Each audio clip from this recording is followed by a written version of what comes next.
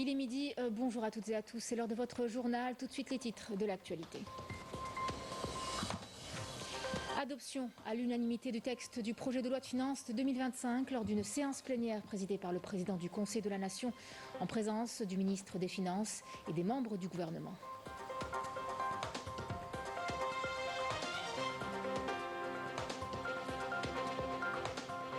Redynamiser l'économie algérienne. Dans notre focus du week-end, nous vous parlerons des principaux axes du projet de loi de finances qui vient d'être adopté. Il soutiendra l'investissement, allégera la fiscalité, renforcera les liens avec les membres de notre communauté établis à l'étranger.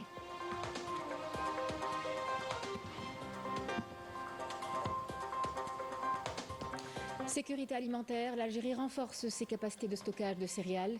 Nous parlerons de projets de silos dans plusieurs wilayas du pays pour sécuriser l'approvisionnement et réduire les pertes post-récolte.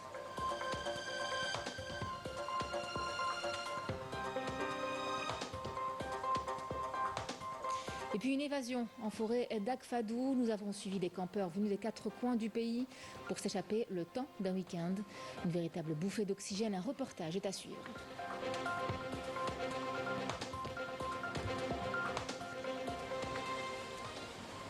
Mesdames, Messieurs, bienvenue à vous.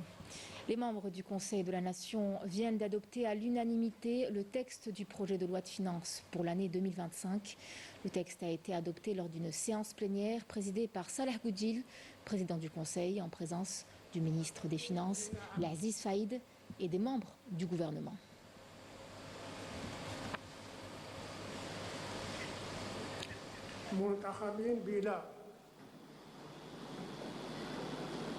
ممتنعون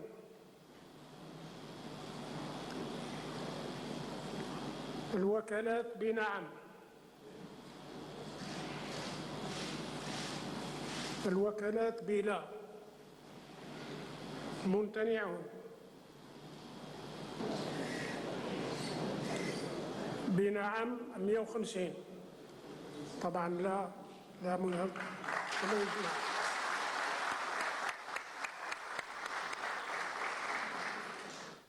Je vous invite à écouter Salah Goudjil, le président du Conseil de la Nation.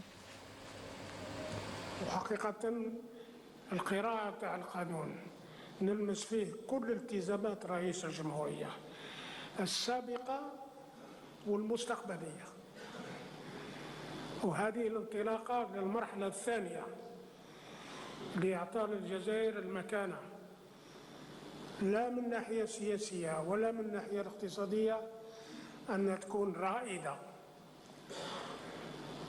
هذه المرحلة اللي رانا فيها مرحلة عندها كل معنى. لما نقرأ قانون المالية حاليا وكل الإجراءات اللي تتخذ والدولة الاجتماعية المحققة من خلال هذا واش نفهم؟ هذا هو الشعار نتاع أول نوفمبر، من الشعب وإلى الشعب. يعني نراه من خلال الممارسة نتاعنا اليومية ومن خلال كل ما يصدر من قرارات في كل ميادين اقتصادية اجتماعية ثقافية. هذا تخلينا على كل حال فخورين. Ce texte qui vient d'être adopté scelle ainsi les choix stratégiques pour 2025. Le projet vise à redynamiser l'économie algérienne à travers plusieurs axes clés. Je vous invite à écouter le ministre des Finances, Aziz Faïd.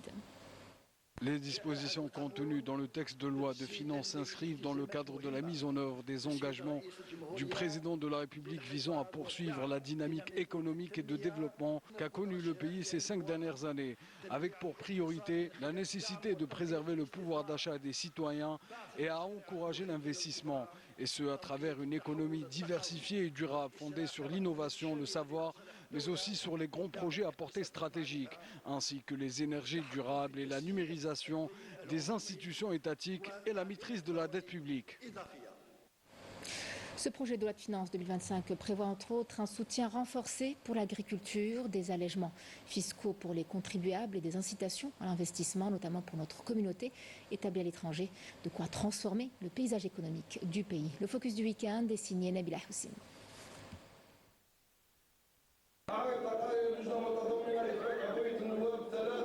Le projet de loi de finances 2025 représente une étape clé dans la stratégie économique de l'Algérie. Avec un budget de l'État s'élevant à 16 800 milliards de dinars, il marque un record historique. Cette position budgétaire confortable est un atout pour soutenir le développement et assurer la stabilité financière. Pour cette année, le budget de l'État va s'élever aux alentours de 17 000 milliards de dinars, exactement 16 800 milliards de dinars, ce qui représente un peu plus de 126 milliards de dollars. Et c'est le budget le plus élevé depuis l'indépendance. L'État est revenu quand même comme investisseur depuis au moins 2 années à travers le cadrage budgétaire à moyen terme qui a été retracé en 2022. Et si, c'est-à-dire on souligne l'encours des investissements publics qui sont actuellement en cours dans au moins 11 secteurs d'activité. Donc on a une enveloppe d'environ 5 900 milliards de dinars. Donc soit environ 48 milliards de dollars d'investissement. Donc c'est très important et on les retrouve par exemple dans le dessalement de l'eau de mer, on les retrouve dans les infrastructures de transport, l'amélioration aussi du cadre de vie des citoyens, c'est-à-dire la construction des logements aussi qui contribue à cette amélioration, et puis surtout dans des secteurs aussi clés comme le secteur de l'éducation, l'enseignement supérieur, le secteur de la santé.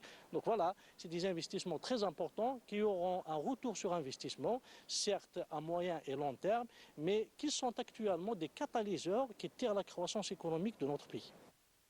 Le budget 2025 reflète donc une vision optimiste, favorisée par une conjoncture économique favorable. Avec une balance commerciale excédentaire, l'Algérie est dans une position de force pour engager des réformes structurelles et mobiliser de nouveaux investissements.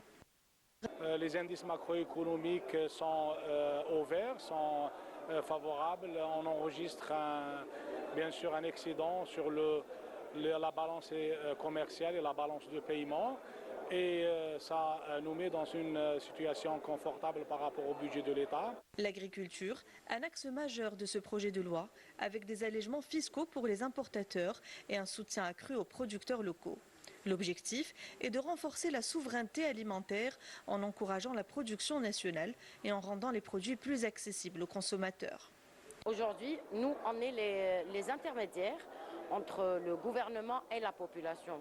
Et les agriculteurs et les éleveurs, c'est aussi une catégorie de citoyens qu'on représente et qu'on est là aussi pour essayer d'améliorer et la qualité du produit alimentaire et aussi pour défendre les agriculteurs. Au niveau du projet de loi de finances qu'on a voté aujourd'hui, il protège quelque part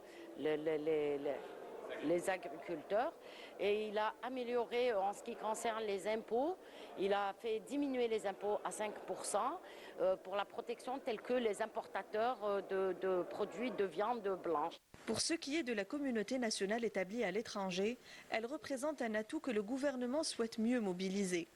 Le projet de loi prévoit des mesures pour lever les barrières à l'investissement étranger, notamment pour encourager les Algériens de l'étranger à participer au développement économique de leur pays. Aujourd'hui, l'intérêt principal, c'est de motiver et de booster tout ce qui est investissement étranger et plus spécialement des membres de la communauté algérienne établie à l'étranger. Donc nous allons continuer sur cette lancée-là et l'intérêt principal, c'est de les faire participer justement à tout ce qui est reconstruction de cette économie. C'est la volonté de M. le Président de la République, c'est de réanimer ce secteur économique qui est très important vu les conjonctures géopolitiques. Ce budget ambitieux pour 2025 témoigne d'une volonté forte, celle de bâtir une économie autonome et diversifiée, soutenue par l'investissement, la sécurité alimentaire, avec comme priorité l'amélioration des conditions de vie du citoyen et l'engagement des Algériens, qu'ils soient au pays ou à l'étranger. L'agriculture occupe donc une place centrale avec des mesures pour renforcer la sécurité alimentaire du pays. On parle d'augmentation des capacités de stockage de céréales pour faire face aux fluctuations des marchés internationaux et sécuriser l'approvisionnement. Alors plusieurs projets de construction de silos ont été lancés à travers le pays. C'est le cas dans les wilayas de Tipaza, Bdjaya et Boumerdes, où il s'agit non seulement d'améliorer la gestion des excédents, mais aussi de réduire les pertes post-récolte et de garantir une meilleure distribution sur le marché intérieur. Amel Bouarba. Avec la production abondante de blé dur enregistrée durant la saison 2024, qui a permis d'assurer 1,2 milliard de dollars au profit du Trésor public. L'augmentation des capacités de stockage pour assurer la sécurité alimentaire s'avère comme une nécessité. L'exemple ici au complexe Agrodiv de Corso où 5 batteries ont été rénovées. Elles comprennent chacune 9 silos en béton pour le stockage de blé tendre et dur d'une capacité d'1 million de quintaux. Cette opération de rénovation est la première du genre en Afrique et en Méditerranée.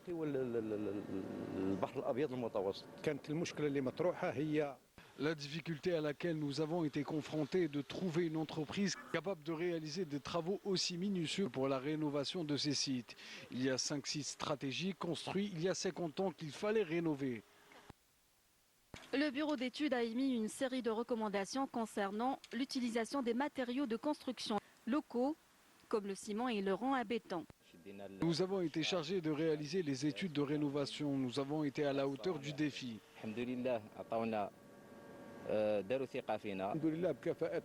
Grâce à des compétences nationales, nous avons réalisé ces projets en un temps record. La wilaya de Tipaza n'est pas en reste. Il est question de réaliser 2 centres de stockage de céréales d'une capacité de 5000 quintaux chacun. L'achèvement des travaux est prévu pour la fin du premier trimestre de l'année 2025. Ce projet dispose de 3 pavillons, dont un hangar d'une superficie de 2300 mètres carrés, d'une capacité de 5000 tonnes. Nous disposons d'une capacité de transformation de céréales de 4400 quintaux de blé dur et 3000 quintaux de blé tendre par jour. Nous contribuons à la concrétisation de la stratégie de l'État pour garantir la disponibilité du blé dur et tendre. Nous avons une capacité de stockage de céréales de 125 000 quintaux. En plus des 30 silos stratégiques répartis à travers 30 wilayas, 350 centres de proximité de stockage de céréales sont lancés à travers 52 wilayas, avec un objectif clé, augmenter les capacités nationales et assurer la sécurité alimentaire. Agriculture toujours, mais pour parler cette fois de la production agricole dans la wilaya de Chlef. Grâce à un dispositif national de soutien, plus de 114 hectares sont dédiés aux cultures céréalières, oléagineuses et légumineuses. Des moyens conséquents ont été mobilisés, notamment pour l'accès aux semences, engrais et eau d'irrigation, assurant ainsi une récolte prometteuse. De quoi avoir une agriculture durable qui combine innovation et optimisation des ressources. Kalima Lachmat et Mejda Djahmoun. En s'alignant sur la démarche nationale de valorisation des ressources économiques, l'agriculteur se positionne comme un acteur central, contribuant à une production agricole prometteuse. Au niveau de Chlef, cet engagement est devenu possible grâce aux mécanismes de soutien diversifiés et une mise en œuvre concrète, à l'image des exploitations collectives modèles qui incarnent cette réussite. Il s'agit là d'une superficie de 114 hectares. Nous souhaitons qu'il pleuve pour des résultats satisfaisants. Tout ce dont nous avons besoin est disponible au niveau de la CCLS. L'orge, le blé, la farine, nous ne manquons de rien. Les objectifs fixés pour la wilaya sont ambitieux. 7500 hectares dédiés aux céréales, 7100 hectares aux légumineuses et 650 hectares aux oléagineux. Tous les moyens nécessaires ont été mobilisés, notamment après l'ouverture du guichet unique dédié au dispositif d'aide au niveau des CCLS. À ce jour, plus de 200 demandes ont été approuvées, permettant ainsi aux agriculteurs d'accéder aux intrants essentiels, qu'il s'agisse de semences, d'engrais ou d'autres fournitures agricoles. La mobilisation de la CCLS, des banques et des institutions sectorielles actives a permis de réussir les différentes étapes de cette opération agricole, de la bourre jusqu'à la récolte. Chaque étape repose sur la disponibilité de l'eau pour l'irrigation. Nous souhaitons élargir les périmètres irrigués en exploitant les forages accordés aux agriculteurs. Nous tenterons dans un futur proche d'utiliser les eaux usées pour l'irrigation. En tant que responsables, nous axons nos efforts dans ce sens. Grâce à une approche intégrée et des investissements ciblés, la wilaya de Chlef s'engage dans une révolution agricole durable, joignant modernisation, innovation et optimisation des ressources pour garantir une production de qualité. En ce mois de novembre, les hôpitaux s'engagent activement dans Novembre Bleu. Vous savez, cette campagne de sensibilisation dédiée à la prévention du cancer de la prostate, une maladie bien silencieuse qui touche chaque année des milliers d'hommes, rendant le dépistage précoce essentiel pour augmenter les chances de guérison. Ils sont bien nombreux à répondre à l'appel du dépistage en allant consulter. État des lieux du côté d'Oran avec Yasmine Amri. Dans cet hôpital public, l'afflux des citoyens et l'augmentation du nombre des consultations témoignent d'une prise de conscience croissante face au danger du cancer de la prostate. Je suis venu participer à la campagne Novembre Bleu pour une consultation ainsi que pour la prévention et le dépistage. On a commencé deux campagnes de sensibilisation pour le cancer de prostate qui intéressent toute la population algérienne, plutôt de l'ouest de l'Algérie. Le dépistage, il se fait essentiellement par le dosage du taux de PSA. Tous les patients ou tous les gens sont invités à venir, c'est gratuit. Il se fait au sein du service du CHU. On a le laboratoire qui est équipé dans ce sens. On peut faire un dépistage à un âge plus avancé, plutôt un âge précoce, à 45 ans, chez des gens qui ont des antécédents d'un cancer de prostate dans la famille, un père, un frère ou bien un oncle, ou bien antécédents de cancer de sein. Je conseille aux patients, je conseille aux hommes pour lesquels on a parlé de faire ce dépistage. Pourquoi? Parce qu'on a dit que ce cancer ne donne pas de symptômes dans la majorité des cas. S'il donne des symptômes, c'est soit on est dans un stade avancé, ou bien plutôt, on est devant un cancer associé à une hypertrophie bénigne de la prostate.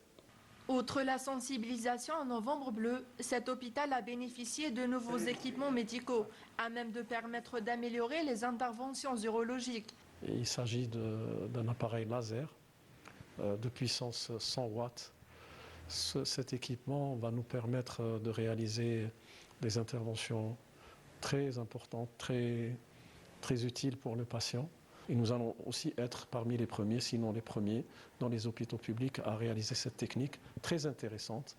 Pourquoi intéressante? Elle est mini-invasive, elle va permettre de réaliser une chirurgie presque parfaite de l'hypertrophie bénigne de la prostate, avec un séjour hospitalier très court et des suites opératoires, post-opératoires très simples. Et nous aspirons aussi à acquérir d'autres équipements, tels que le robot chirurgical, qui nous permettra aussi de réaliser les interventions de chirurgie lourde dans notre hôpital et avec une précision très importante, avec une grande précision et des résultats très intéressants. En somme, Novembre Bleu associe sensibilisation au dépistage et innovation médicale avec de nouveaux équipements qui améliorent la qualité des soins. Une démarche qui vise à renforcer la prévention tout en optimisant la prise en charge des patients. Dans l'actualité internationale, le deuxième séminaire international de solidarité et d'échange culturel pour la paix au Sahara occidental, durant lequel les participants ont réitéré depuis Smara leur soutien aux justes causes et ont mis l'accent sur l'importance de consolider les fondements de la liberté, la justice, l'égalité et la paix entre les peuples. Ils ont également appelé à ouvrir de nouveaux horizons à la coopération scientifique, culturelle et sociale, à l'échange d'expériences et à la création de centres d'échange culturel au camp de réfugiés comme siège permanent de ce forum de solidarité internationale. Entre-temps, les Sahraouis continuent de manifester leur détermination pour leurs droits les plus légitimes, à vrai dire. À Boujdour, des militantes sahraouies ont tenu un rassemblement symbolique pour réaffirmer leur engagement face à l'occupation marocaine. En hommage au sacrifice de leurs combattants, ces femmes ont bravé les risques pour exprimer leur volonté d'arracher leur liberté. Un mouvement, vous le verrez, qui témoigne de la résilience de tout un peuple. Yamina Saïdji. Des militantes sahraouis se sont rassemblées dans la ville occupée de Boujdour pour commémorer l'anniversaire de la reprise de la lutte armée. Ce mouvement marque la réponse du peuple sahraoui à la violation de l'accord de cessez-le-feu par le Maroc le 13 novembre 2020. Ces femmes courageuses, fières de leurs combattants et de leur armée nationale, se sont mobilisées pour rappeler leur attachement au sacrifice des héros qui ont défendu leur terre et leur peuple. Ce rassemblement vise à faire entendre leur voix et à réaffirmer le soutien indéfectible au mouvement de libération nationale.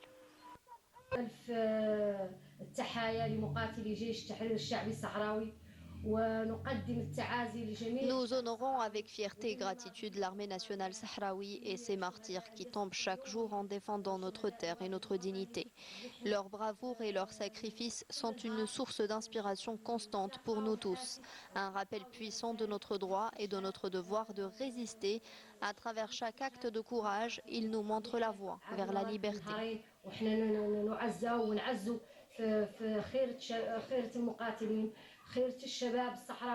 Lors de ce rassemblement, les militantes sahraouis ont exprimé leur fierté pour les sacrifices de l'armée populaire sahraoui qui combat chaque jour les forces d'occupation marocaines retranchées derrière le mur de la honte. Elles ont rendu hommage aux martyrs et souligné que ces sacrifices témoignent de l'engagement inébranlable du peuple sahraoui dans la lutte pour l'autodétermination et la liberté. احنا اليوم نخلدوا ذكرى 13 نوفمبر ذكرى استئناف الحرب نخلدوها بهذا الشكل اللي ذنبتوا. À l'occasion de l'anniversaire de la reprise de la lutte armée le 13 novembre 2020, déclenchée après la violation par l'occupant marocain de l'accord de cessez-le-feu, nous nous réunissons aujourd'hui, 4 ans plus tard, pour commémorer cette journée. Nous sommes ici pour rappeler notre détermination inébranlable et réaffirmer notre engagement dans la lutte pour la liberté et l'autodétermination du Sahara occidental.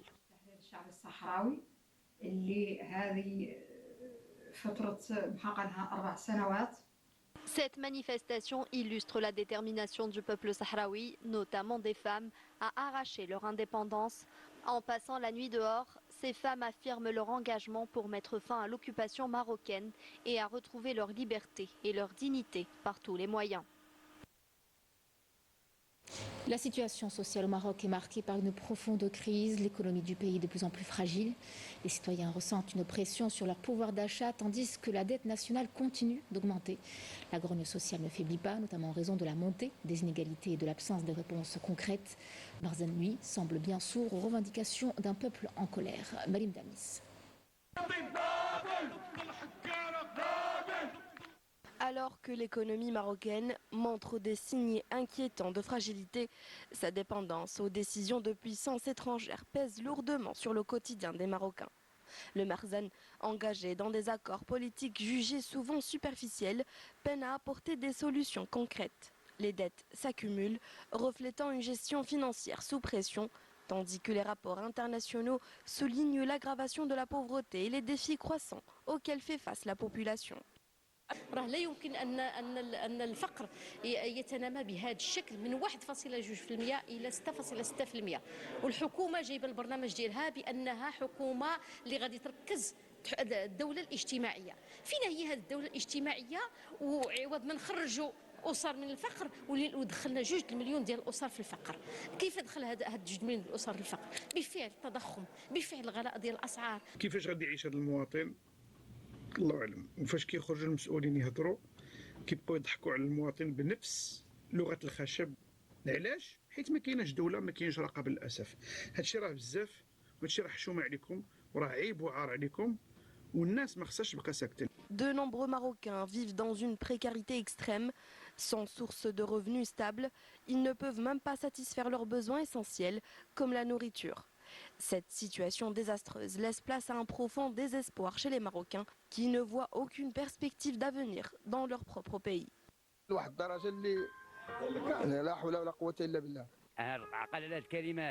غادي تجوع المغرب بمعنى الكلمه، غادي بنادم ما يبقاش يقد بطاطا، ما يبقاش يقد باش يشريها. المستقبل راه ما كاينش، ما نكذب عليك اولدي، راه حنا كنخمموا في هذا الشيء ديما، ما كان الماكله ما تناكلوهاش في خاطرنا. بوفري مسكين راه ديما مقموع، ديما تحت الصباط، واللي جا كيشتف عليه والله كياخذ الحق في الظالم وصافي. Alors que les conditions de vie se détériorent, l'indifférence du régime du Marzan face au mécontentement social alimente la colère de la rue. Ce silence persistant témoigne du mépris pour le droit du citoyen marocain à une vie décente. Revenons chez nous en Algérie avec cette échappée. Lorsque Dame Nature devient un terrain d'évasion et d'inspiration au cœur de la majestueuse forêt d'Akfadou, entre Chênes et lac scintillant, des campeurs venus des 4 coins du pays allient aventure, art et respect de l'environnement. Une véritable bouffée d'oxygène pour finir la semaine en beauté. Notre journaliste Walid Yousfi était de la partie tout au long de cette escapade pour nous capturer ces moments. Regardez.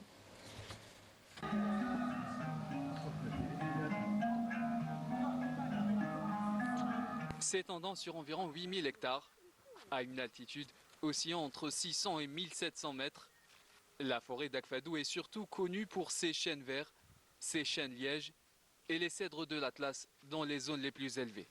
Nous sommes au niveau de l'un des nombreux lacs de cette forêt, le lac Ouroufel, un spot très prisé par les campeurs.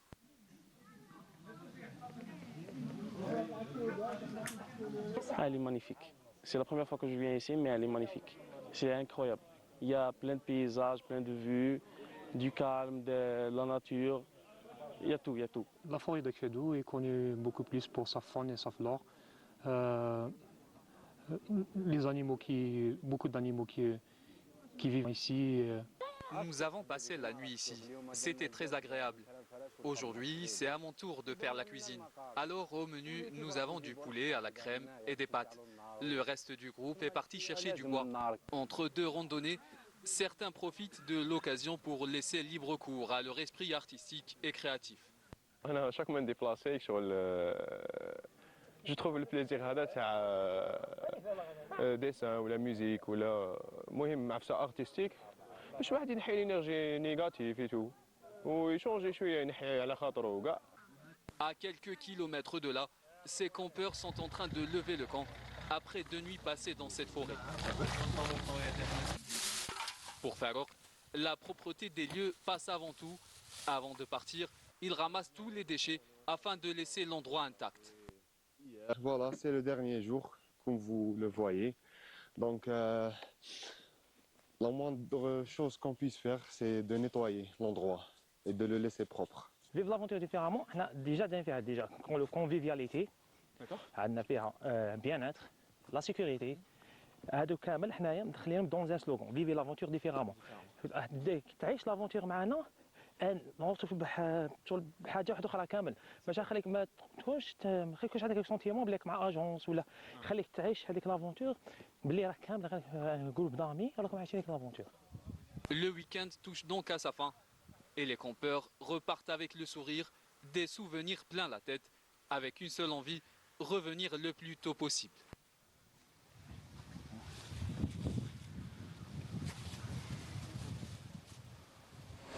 C'est ainsi que se clôture notre édition. Merci de l'avoir suivi. Tout de suite, les nouvelles du ciel avec Mina Abed.